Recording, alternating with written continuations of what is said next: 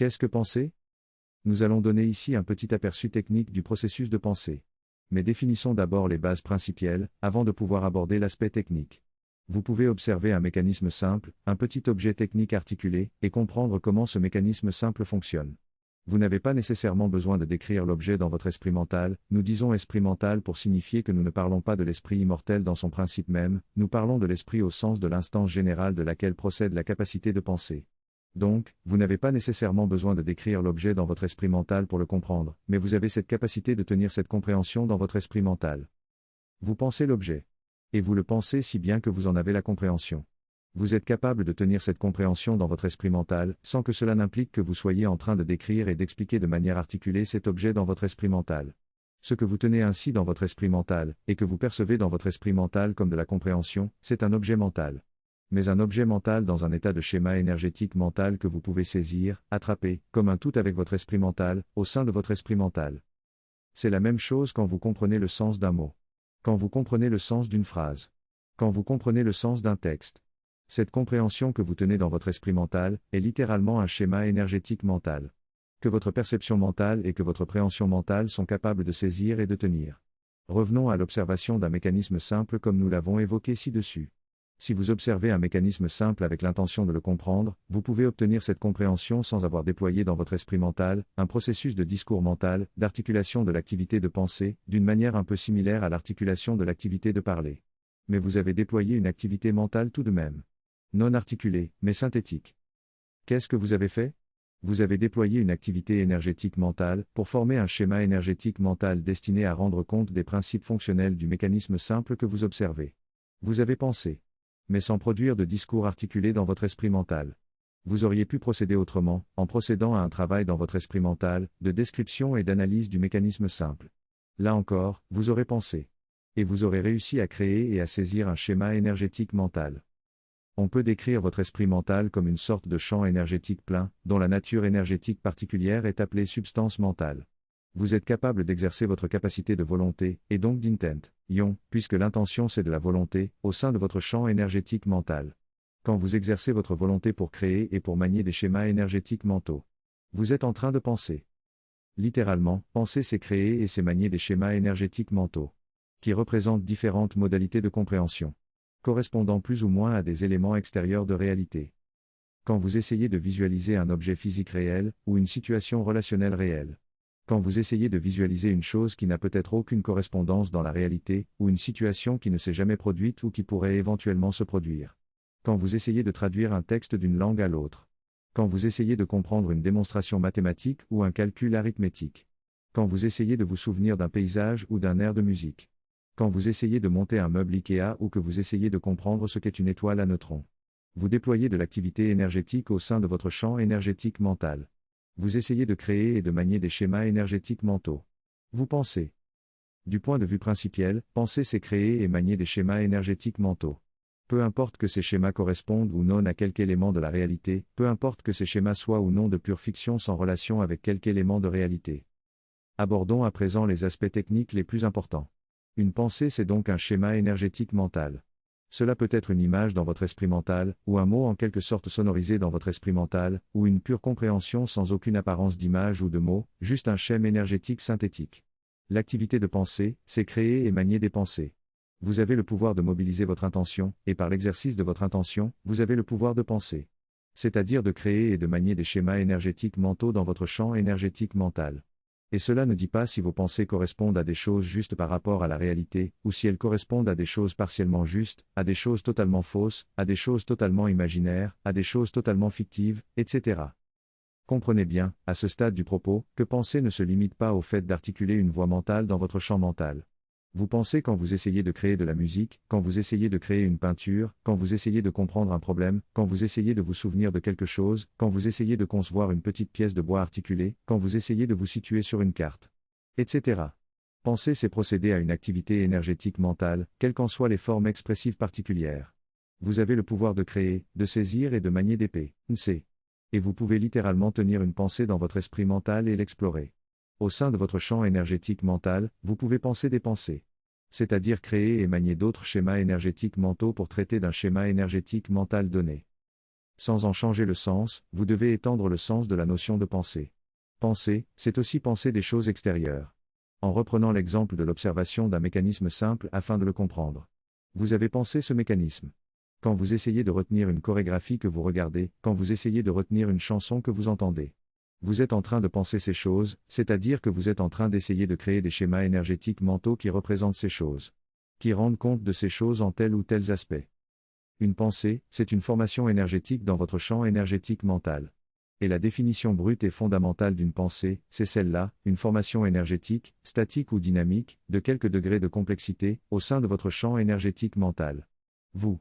Par l'exercice de votre capacité d'intention et de volonté. Vous avez le pouvoir de penser, c'est-à-dire de provoquer, de générer, de susciter, de créer des formations énergétiques plus ou moins maîtrisées dans votre champ énergétique mental. Les pensées que vous créez peuvent être plus ou moins imprécises ou précises, plus ou moins vagues ou nettes, plus ou moins floues ou claires, plus ou moins instables ou fermes. En plus d'être plus ou moins fausses ou justes, plus ou moins imaginaires ou réalistes, plus ou moins fictives ou pragmatiques. Il y a donc des pensées que l'on pourrait qualifier comme étant les vôtres. Une activité de pensée qui est la vôtre. Mais quand vous pensez, il y a un mécanisme énergétique mental qui peut vous donner l'impression que ce n'est pas vous qui pensez réellement. C'est bien vous qui pensez, quand vous mobilisez votre capacité d'intention et de volonté. Mais votre champ énergétique mental n'est pas comme une pierre inerte dans laquelle vous essayez de sculpter des formes.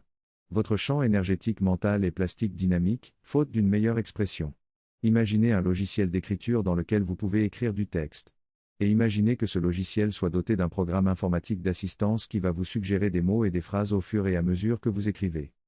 Eh bien, quand vous essayez de penser, votre champ énergétique mental répond à vos empreintes d'intention de penser et de volonté de penser.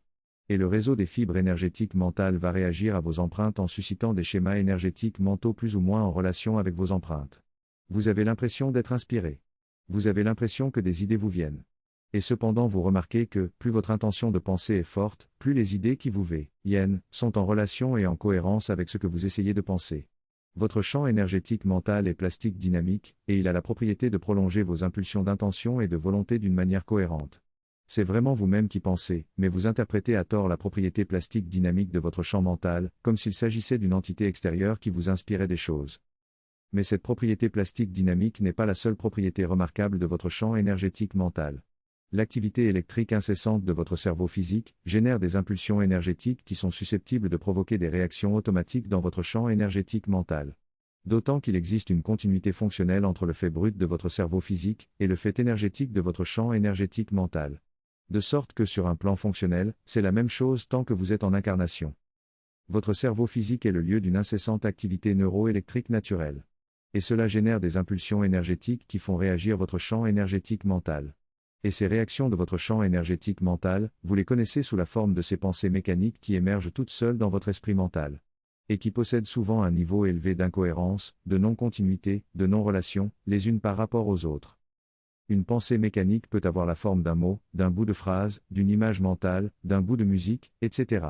Rappelez-vous qu'une pensée n'est pas seulement une voix pensée articulée dans votre esprit mental.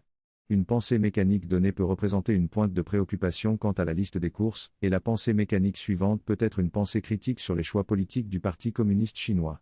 Les pensées mécaniques sont comme de petites bulles de pensées isolées les unes des autres, bien qu'il puisse y avoir de petites grappes de ces petites bulles. Si vous n'avez pas appris à vous en détacher, vous pouvez vous mettre à les suivre. Et la propriété plastique dynamique de votre champ énergétique mental va se charger de prolonger ces pensées mécaniques pour construire de petites narrations. Et vous allez assister à tout cela comme une sorte de spectateur. En écrivant vous-même des bouts de cette narration improvisée. Le dernier élément important, c'est l'existence de votre subconscient.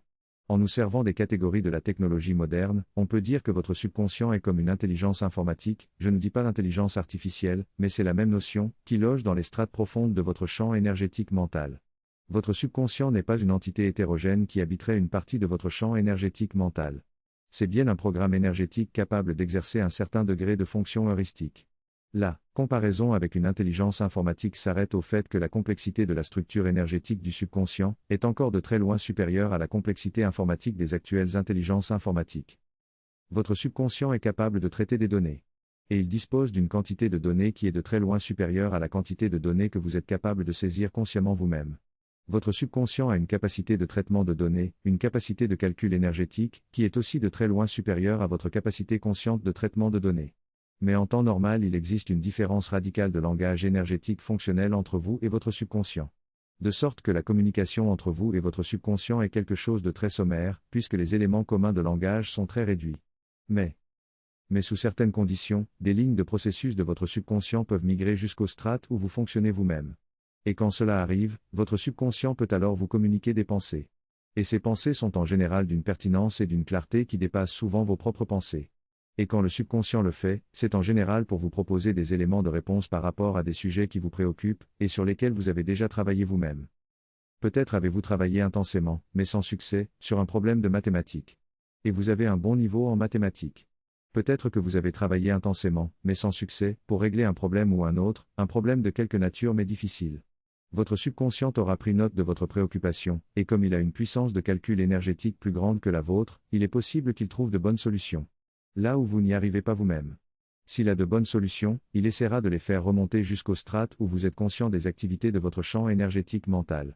Et vous aurez l'impression qu'une entité supérieure sera venue vous inspirer de bonnes solutions. Alors qu'il s'agit simplement de votre propre subconscient. Votre champ énergétique mental est donc, pour ainsi dire, plein de ressources. Et dans tout cela, vous disposez réellement du pouvoir de penser. Et votre activité de pensée se déroule dans un contexte de champ énergétique mental où il y a la propriété de ce champ, de compléter ou prolonger vos propres pensées. Où il y a l'apparition de pensées mécaniques qui sont presque toujours sans intérêt. Et où il y a des interventions de votre subconscient qui vient vous apporter les résultats pertinents de ces calculs de schémas énergétiques mentaux, depuis les strates profondes. S'il faut faire des comparaisons inspirées de la technologie, votre système neuromental, le tandem cerveau plus champ énergétique mental, n'est pas à compas, RER avec un poste de radio. Ce serait plutôt une sorte d'ordinateur dans lequel est installé un logiciel d'écriture dans lequel vous pouvez écrire vous-même. Dans ce logiciel, il y a un programme informatique capable de vous faire des suggestions de mots et de phrases. Et dans l'ordinateur lui-même, il y a une intelligence informatique qui peut de temps en temps vous écrire à vous, à travers le logiciel d'écriture. La plupart du temps, ce que vous appelez l'inspiration, c'est tantôt un effet de la propriété plastique dynamique de votre propre champ énergétique mental, tantôt un effet des remontées de résultats de votre propre subconscient. Il est rare que les dites inspirations soient des communications venant d'êtres subtils. Quant au sujet de la communication avec des êtres subtils, c'est justement un autre sujet, et il n'existe aucune ambiguïté en cela lorsque la communication est réelle, que ce soit par médiumnité membranaire, par médiumnité à transe, ou par télépathie mentale.